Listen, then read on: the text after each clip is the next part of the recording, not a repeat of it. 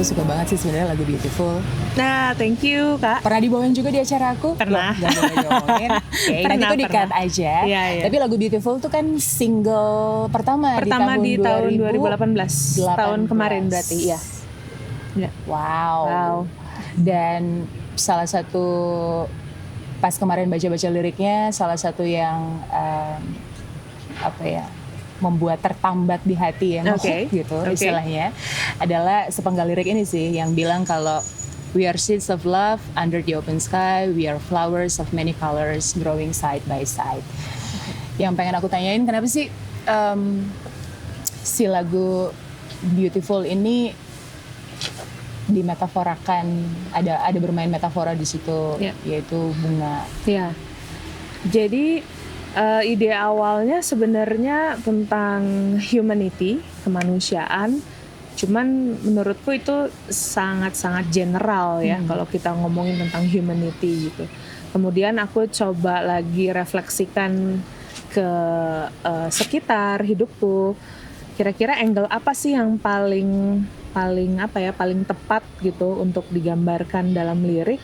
Pastinya perempuan, karena aku sebagai perempuan.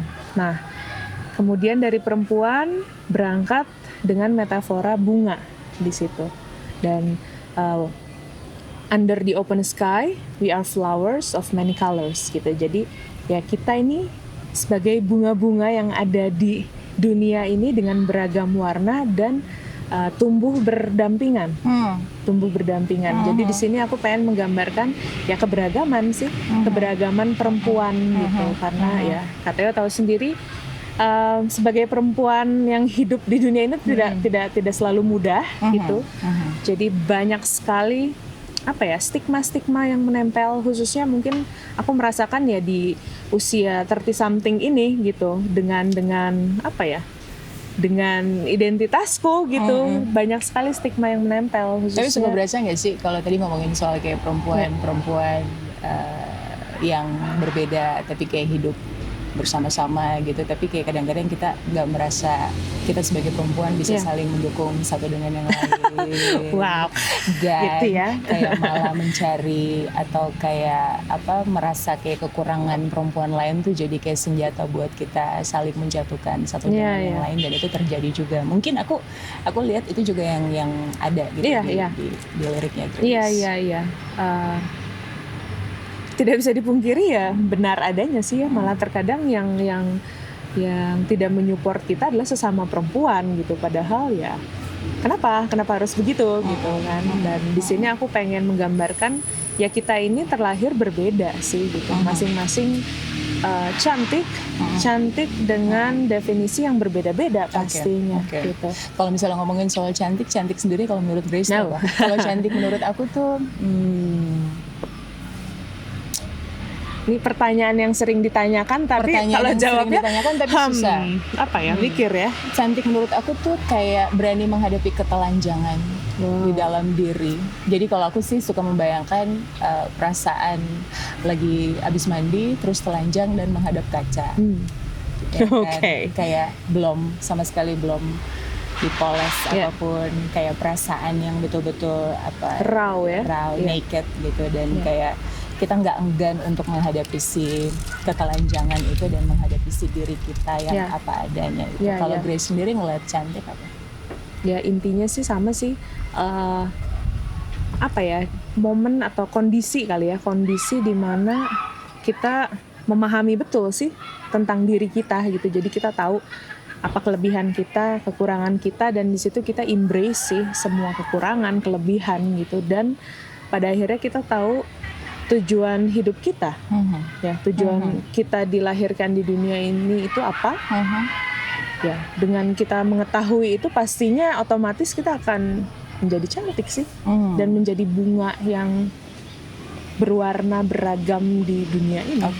Dan ngomong-ngomong soal tujuan hidup, atau kayak bisa dibilang panggilan hidup, atau bisa dibilang juga kata lainnya adalah takdir. Memang kejam, nggak ya? Itu yang akhirnya bikin kita beda kan, ketika kita menjalani si takdir dan panggilan di dalam hidup kita.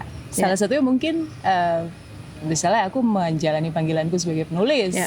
dan itu suka dianggap sebagai sesuatu yang sulit.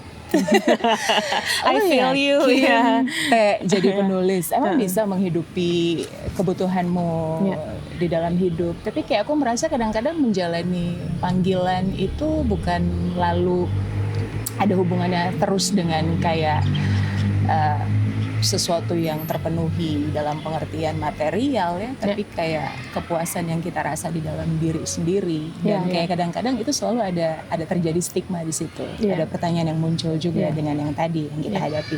Kamu yakin dengan panggilan kamu sekarang bermusik? Kamu yakin? Ibu yakin? Ibu dosen gitu misalnya, atau kayak kayak ibu yakin bermusik masih segini-segini aja loh, dan itu pasti dihadapi. Itu kayak kemudian bikin kita bertanya-tanya lagi soal keunikan di dalam diri kita. Sebenarnya benar nggak sih apa yang kita jalani sekarang? Nah, Grace sendiri suka merasa seperti itu.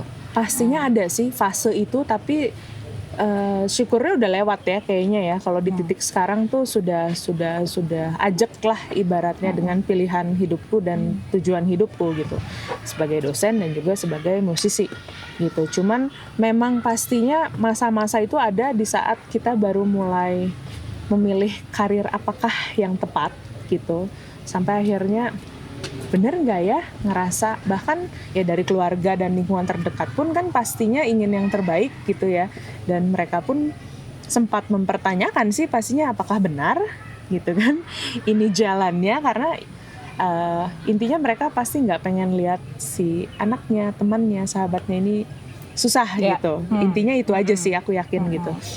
Cuman berjalannya proses apa ya, aku merasa aku dikasih talenta untuk bernyanyi, untuk bermusik. Kenapa mesti apa ya? Kenapa mesti aku ragu gitu dengan apa yang sudah Tuhan kasih gitu. Jadi ya ini adalah jalan hidupku, ini adalah takdirku gitu ya. Dan as long as aku bisa bermanfaat buat orang lain, berguna buat orang lain, aku bisa menyebarkan pesan-pesan positif dalam laguku, menyebarkan kebahagiaan, keceriaan, ya nggak ada kata untuk mundur sih. Dan salah satunya semangat itu muncul ketika menulis lagu Beautiful. Iya, banget. Boleh tahu nggak sih ditulisnya pas kapan? Oke. Dan dalam keadaan apa? Keadaan apa ya. Penting sih itu, karena prosesku menulis lagu rata-rata based on apa yang terjadi dalam hidupku. Karena kadang-kadang yang aku pikir lagu yang kita tulis atau misalnya kayak tulisan yang kita tulis itu semacam semangat. Yes. Waktu itu kita lagi merasa lagi down, kita merasa butuh semangat, dan kayak kita menuliskan sesuatu yang positif, dan itu bisa jadi kayak afirmasi untuk diri kita dulu. Betul. Baru kayak itu jadi sesuatu yang positif tadi seperti yang Grace bilang untuk orang lain. Tapi menulis lagu Beautiful itu sendiri sedang dalam keadaan apa? Jadi lagu ini kan lagu kolaborasi sebenarnya. Jadi aku menulis lagu ini karena diajak kolaborasi oleh Kirk Whalum, pemain saksofon asal Amerika Serikat. Waktu itu kita ketemu di Java Jazz. Singkat cerita, dia memberikan tema besar tentang humanity, kemanusiaan. Kamu coba bikin lagu. Dari situ ya aku refleksikan pastinya dengan diriku sendiri gitu. Lagi ngapain ya, lagi apa ya? Apa yang kira-kira jadi kegelisahan gitu di dalam diriku gitu. Momen itu tahun 2017 sebenarnya, 2017 aku lagi merasa sangat-sangat tidak produktif dan meragukan kemampuanku ya.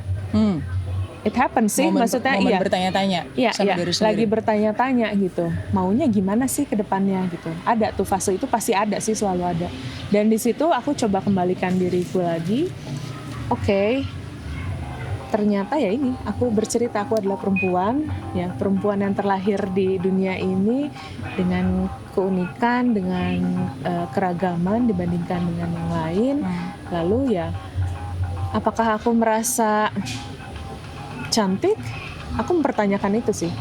Ya, sampai akhirnya aku menulis ya, kita harus bisa menerima diri sendiri.